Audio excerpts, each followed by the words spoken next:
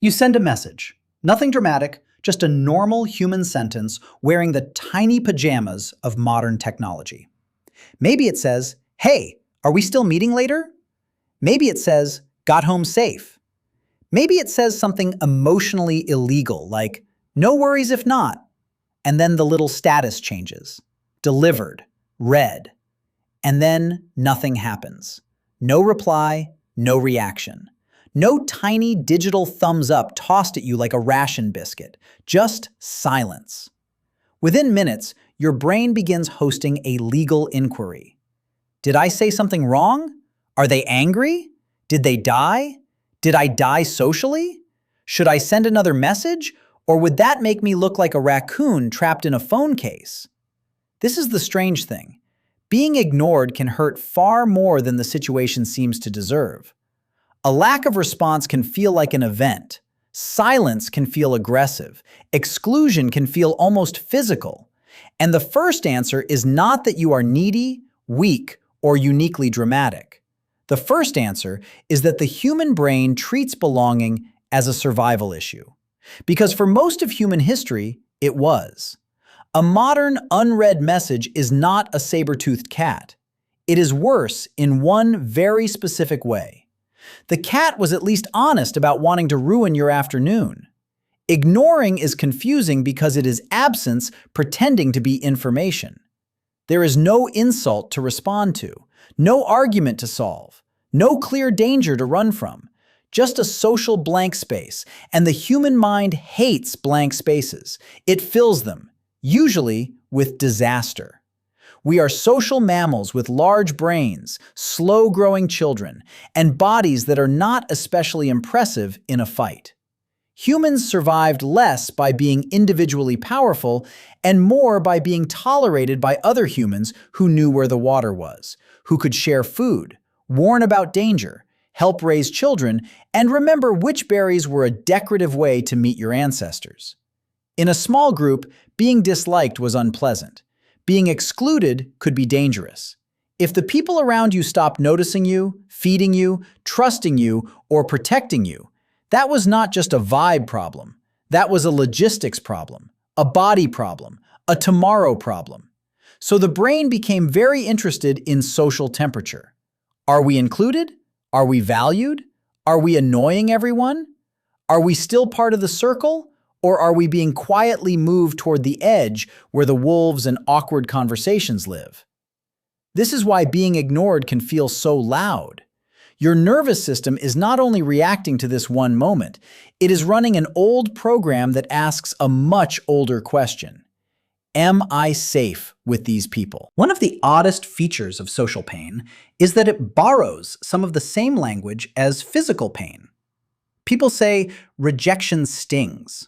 Exclusion hurts. The silent treatment is painful. These are metaphors, but not random ones.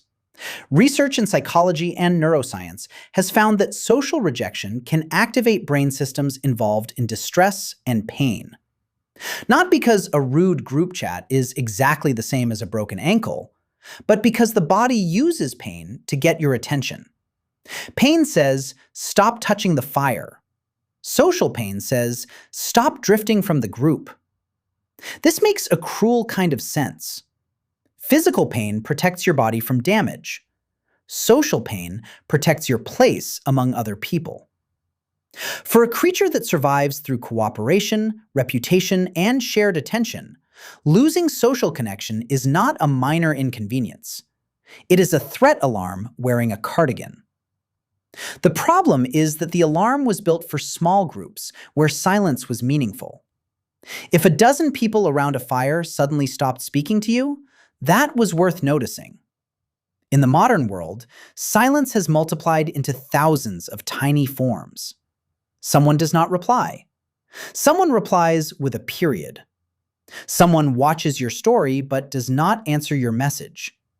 Someone leaves you out of a meeting, a group chat, a dinner, a birthday post, a photo, a joke, a plan you were apparently supposed to know about through the ancient ritual of everyone else knowing.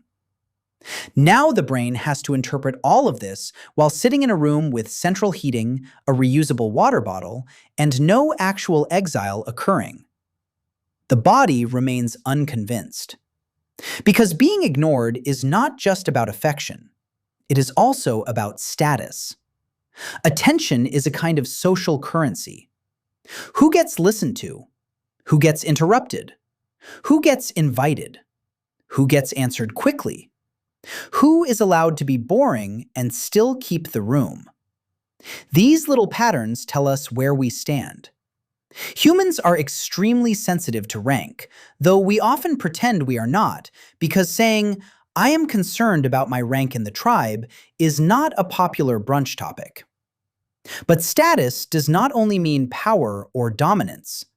It can mean respect, usefulness, warmth, visibility, and whether your presence changes the behavior of the group.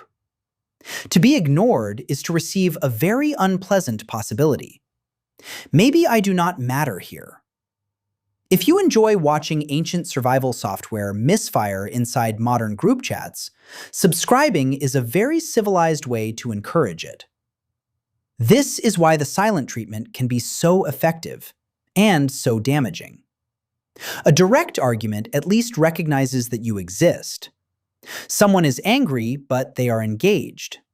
Silence removes the ordinary tools of repair. You cannot explain, apologize, negotiate, or clarify with a wall. The ignored person is left doing all the emotional labor inside their own skull, which is one of the least regulated workplaces in nature. The silent treatment also creates uncertainty, and uncertainty is fuel for anxiety. A clear no can hurt. A clear yes can reassure. But nothing leaves the brain refreshing itself like a badly designed app. Humans crave prediction. We want to know what other people intend because other people are both our greatest resource and our most complicated weather system. When someone ignores us, their mind becomes unavailable. And the human brain, being a suspicious little prediction machine, starts generating possibilities. Maybe they are busy. Maybe they are upset. Maybe they forgot. Maybe they are punishing me. Maybe they never liked me. Maybe everyone is currently in a separate group chat titled, "Can you believe this person?" Usually, the boring explanation is correct. People are tired, distracted, overwhelmed, conflict avoidant, or staring at a message while thinking, "I will answer this properly later," which is how many messages enter the archaeological record. But the brain is not optimized for calm accuracy. It is optimized for not missing threats. If you mistake harmless silence for rejection, you feel bad for a while. If you mistake real rejection for harmless silence in a small ancestral group, you might miss the chance to repair your standing before it becomes serious. So the system is biased toward alarm. This also helps explain rejection sensitivity. Some people react more strongly to signs that they might be excluded, criticized, or unwanted. That sensitivity can come from temperament, past experiences, attachment patterns, mental health, or social history. If someone has learned that affection is unpredictable, or that silence often means punishment, their brain may treat small gaps in response as large warnings. And in a way, the brain is trying to protect them. It scans early. It notices tone. It detects pauses. It reads microscopic changes in facial expression, message length, and punctuation. Unfortunately, this protective system can become so alert that it starts guarding against ghosts. A delayed text becomes evidence. A neutral face becomes disapproval. A quiet room becomes a verdict. This is where human intelligence becomes a little ridiculous. We are capable of language, art, engineering, space telescopes, and making 17 kinds of oat milk. Yet one unanswered message can reduce us to a medieval villager watching an eclipse. Something is wrong. The gods are displeased. Perhaps I should sacrifice my dignity with a follow-up text. But there is another layer. Being ignored threatens not only belonging and status, but identity. We learn who we are partly through other people responding to us. A baby smiles, and a caregiver smiles back. A child points at a bird, and someone says, "Yes, that is a bird." Because apparently, we all agreed to help new humans label the sky. Conversation itself is a mirror. We make a sound, a face, a joke, a confession, and the world answers. When no answer comes, the mirror goes dark. That is why social exclusion can make people feel invisible. Not just disliked, but erased. The room continues without them. The chat continues without them. The plan continues without them. Their existence has not stopped, technically, which is rude of reality, because it still feels like something has been removed. Anthropologists have long noted that belonging is not only emotional. In many human societies, being recognized by the group is tied to food, marriage, work, ritual, protection, and reputation. To be seen is to have a place in a network of obligations.